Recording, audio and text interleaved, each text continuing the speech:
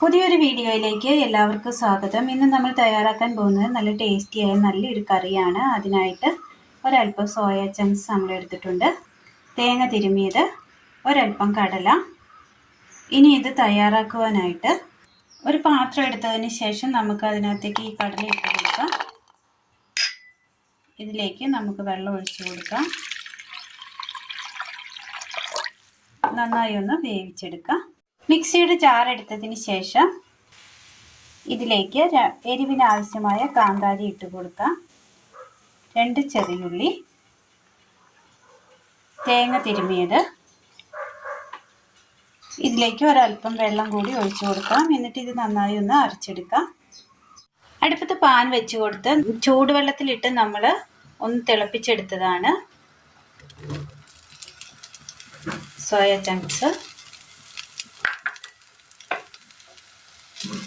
അപ്പോൾ ഇതിൻ്റെ വെള്ളം ഒന്ന് നമുക്കൊന്ന് പിഴിഞ്ഞാണ് എടുത്തിരിക്കുന്നത്, എങ്കിലും അതിൻ്റെ ഉള്ളിലുള്ള ആ വെള്ളം ഒന്ന് വറ്റിച്ചെടുക്കണം, ഡ്രൈ ആക്കി എടുക്കണം. അങ്ങനെ സോയയിലെ വെള്ളം ഒന്ന് വറ്റിച്ച് ഒന്ന് ഷാലോ ഫ്രൈ ആക്കി എടുത്തിട്ടുണ്ട്.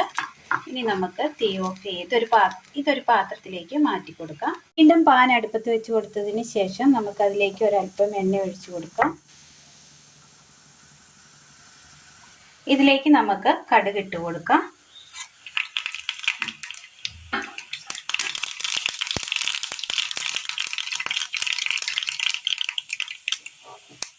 കടുക് പൊട്ടിക്കിട്ടിയിട്ടുണ്ട്. ഇതിലേക്ക് ഒരു 2 പട്ടയും 2 ഗ്രാമ്പും കൂടെ, ചെറിയുള്ളി അരിഞ്ഞിട്ടത്,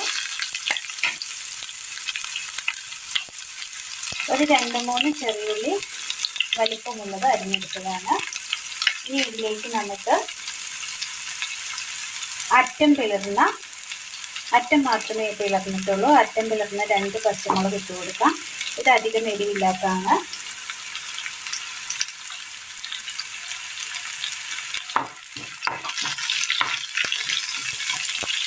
എരിവിന് ആവശ്യമായ കാന്താരി മുളക് നമ്മൾ അരച്ചിട്ടുണ്ടായി.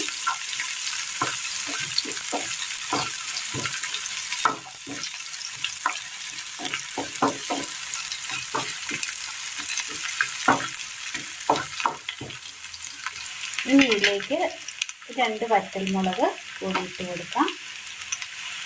ഒരു 2 കറിവേപ്പില,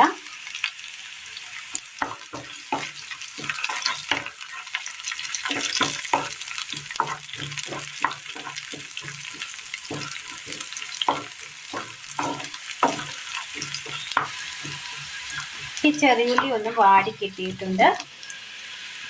ഒരുപാട് മൂപ്പേണ്ട, ഇതുപോലെ ഒന്ന് വാടി കിട്ടിയിട്ടുണ്ട്. ഈ വാടി വരുന്ന സമയം നമ്മൾ അരച്ചു കൊണ്ടുവന്ന് തേങ്ങയുടെ അരപ്പ് ഒഴിച്ചു കൊടുക്കാം. തേങ്ങ അരച്ചു കൊണ്ടുവന്ന് ചാറ് കൂടി കഴുകി ഒഴിച്ചിരുന്നു.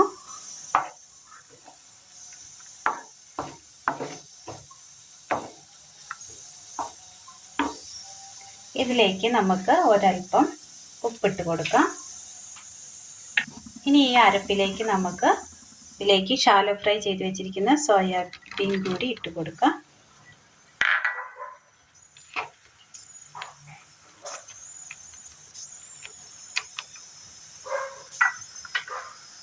ഇതൊന്ന് തിളകേറി വരുന്ന സമയം നമുക്ക് വേവിച്ച് വെച്ചിരിക്കുന്ന കാബൂളി കടല കൂടി ഇട്ട് കൊടുക്കാം.